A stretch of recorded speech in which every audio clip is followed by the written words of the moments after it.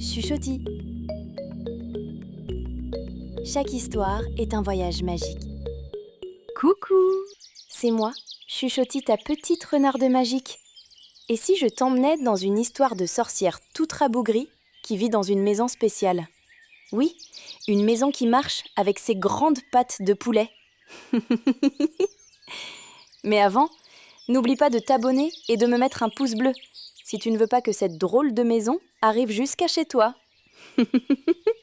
Allez, c'est parti pour frissonner avec la sorcière Baba Yaga.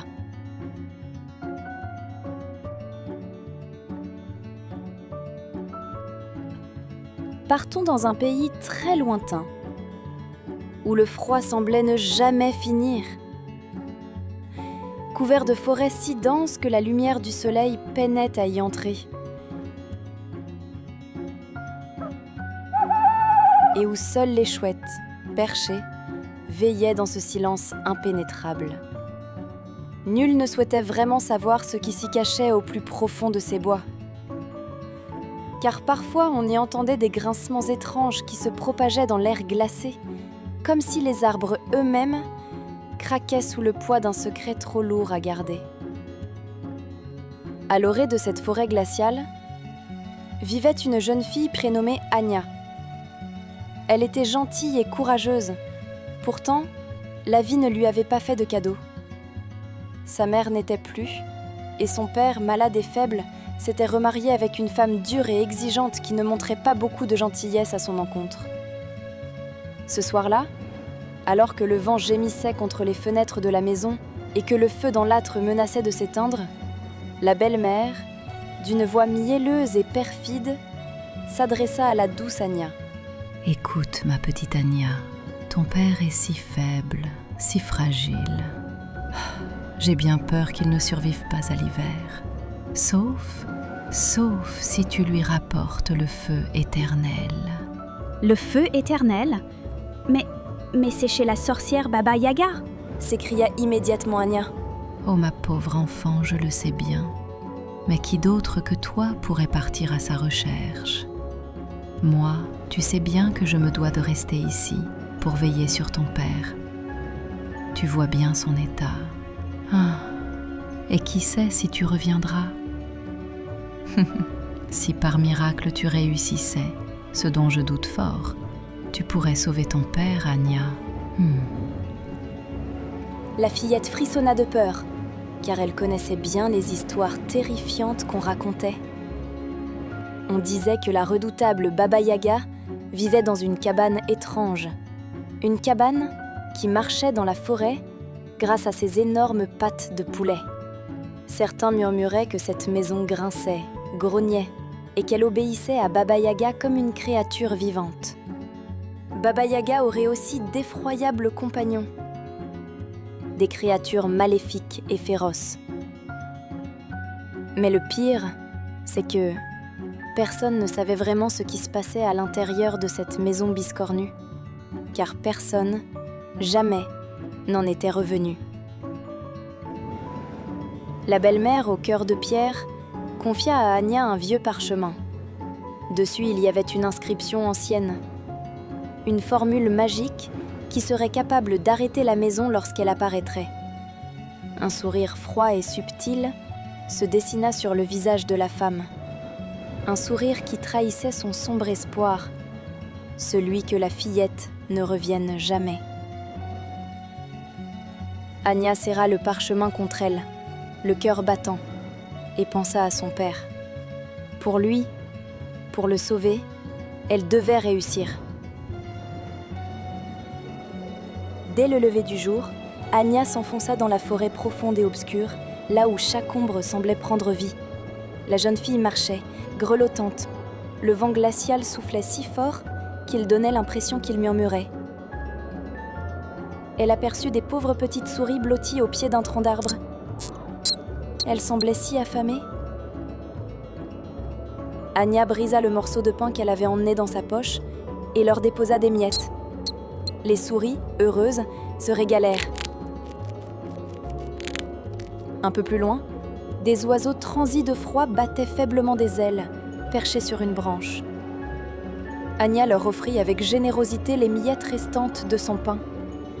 Les oiseaux, ayant repris de l'énergie, s'envolèrent joyeusement dans un bruissement d'ailes comme pour dire « Merci ». Anya continuait d'errer dans la forêt, ne sachant pas vraiment où chercher. En effet, c'était une quête bien compliquée à accomplir, car la cabane de Baba Yaga déambulait sans cesse dans la forêt, ne restant jamais au même endroit. Alors comment la trouver ? La fillette courageuse continuait de chercher malgré sa peur et le froid. Cependant, elle avait l'étrange sensation qu'on l'observait. Elle aperçut 2 points brillants dans l'ombre. C'était un chat noir, majestueux, qui était assis bien droit, tout en la fixant de ses yeux dorés. C'est vrai que les légendes disent que croiser un chat noir n'est pas vraiment bon signe. Toutefois, la fillette au cœur tendre alla vers lui en souriant. Le chat resta immobile, continuant de l'observer avec son regard profond presque magique. « Bonjour, monsieur le chat.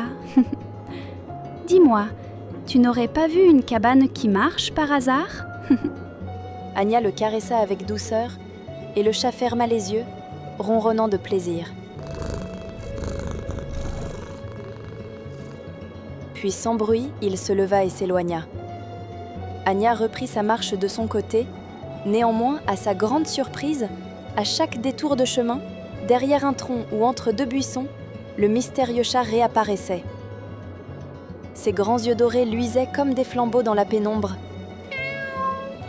Il la regardait et miaulait doucement, voulant sûrement lui dire quelque chose. Malheureusement, Anya ne parlait pas le langage des chats.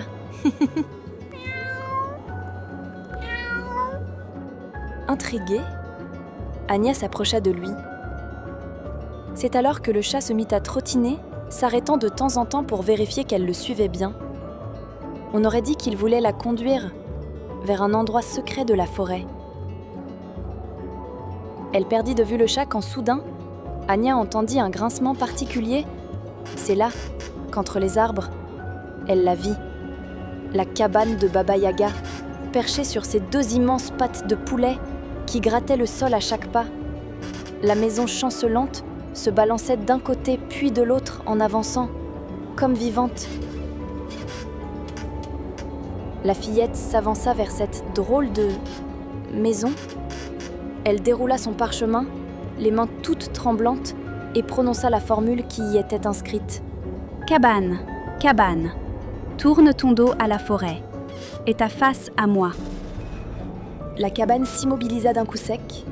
Elle grinça, craqua, et pivota lentement vers la fillette. Une porte apparut.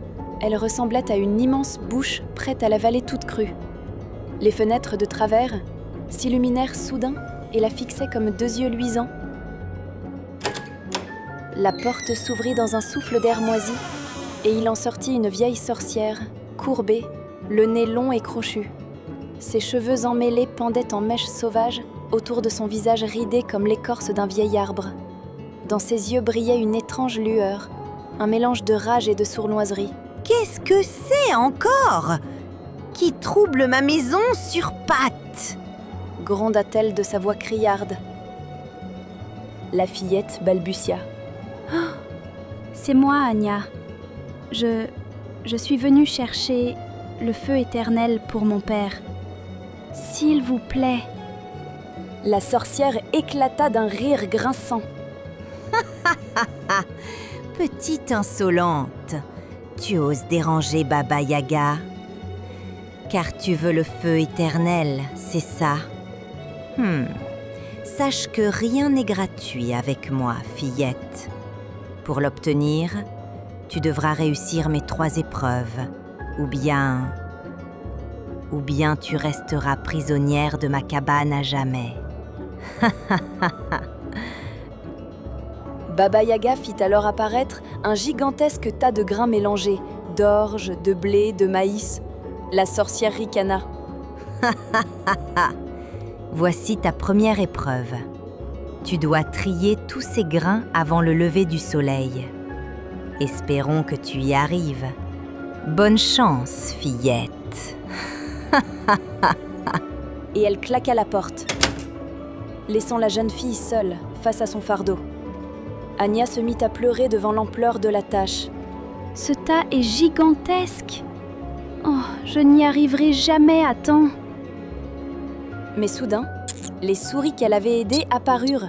Oui, des dizaines et des dizaines de petites souris. Elles sautillaient, triaient chaque graine avec une rapidité incroyable. Lorsque les premiers et faibles rayons du soleil passèrent entre les branches, tout était parfaitement rangé et trié. La première épreuve fut résolue en un tour de souris. Chanceuse. Bon, passons à la deuxième épreuve. Rends ma cabane impeccable, qu'elle soit resplendissante, si tu le peux.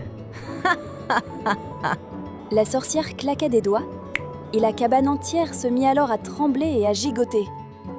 Elle ne cessait de bouger en tous sens.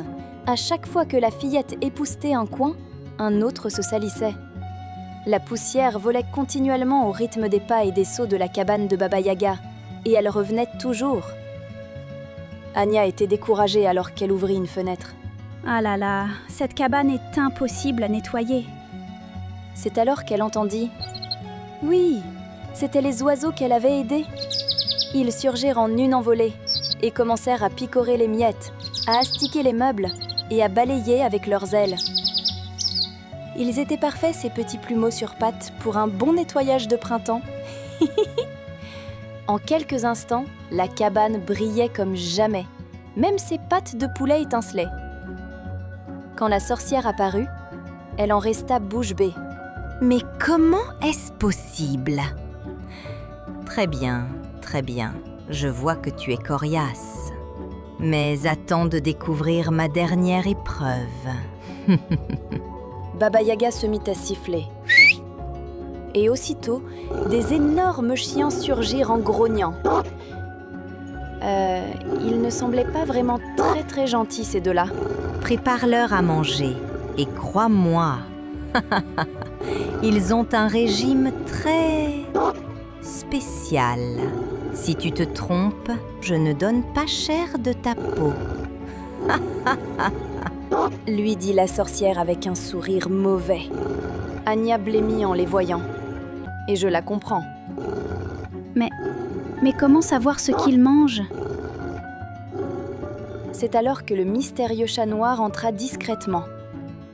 Monsieur sauta avec agilité sur une étagère et fit tomber un livre de recettes. Il sauta dessus pour montrer la page où il s'était ouvert. Oh, incroyable! Il s'agissait justement de la recette d'un ragoût spécial pour chiens magiques. Heureusement, dans les placards de Baba Yaga, il n'y avait pas que des carottes et des oignons. En effet, il s'y empilait des bocaux remplis de choses étranges comme des poils de licorne ou des plumes de corbeau à une patte. Anya s'appliqua de suivre les indications.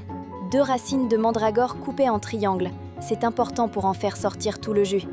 4 beaux filets de dragon fumant, une tasse d'œufs frais de grenouille, une grosse cuillère de poudre de perlimpinpin. Attention, ça pique le nez. Et même une goutte de rire d'enfant, enfermée dans une petite fiole qui fit quand elle l'ouvrit.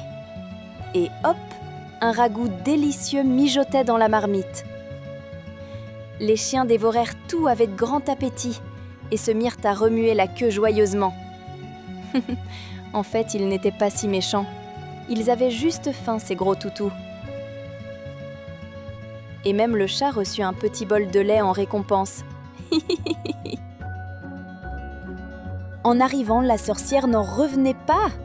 Quoi? Comment as-tu fait? C'est impossible.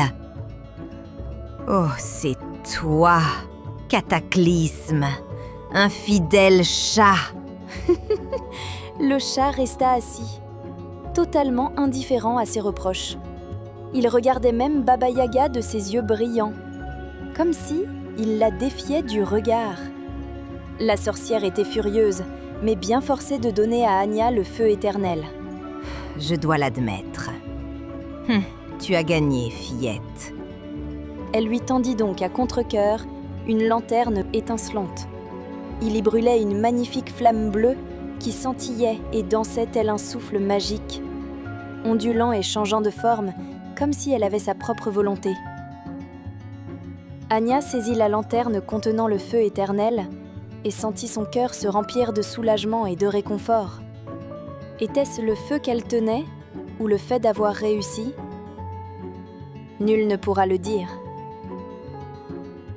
La fillette partit à travers la forêt glaciale. Chaque pas semblait moins lourd maintenant que la flamme illuminait le chemin devant elle, chassant la peur et les ombres. Mais l'impitoyable Baba Yaga ne voulait pas en rester là. Elle s'écria « Cabane, attrape-la !» La maison sur pattes de poulet se mit à tourner et à grincer. Elle semblait trembler comme hésitante, puis se secoua. « Non !» protesta la cabane. « Comment ça, non ?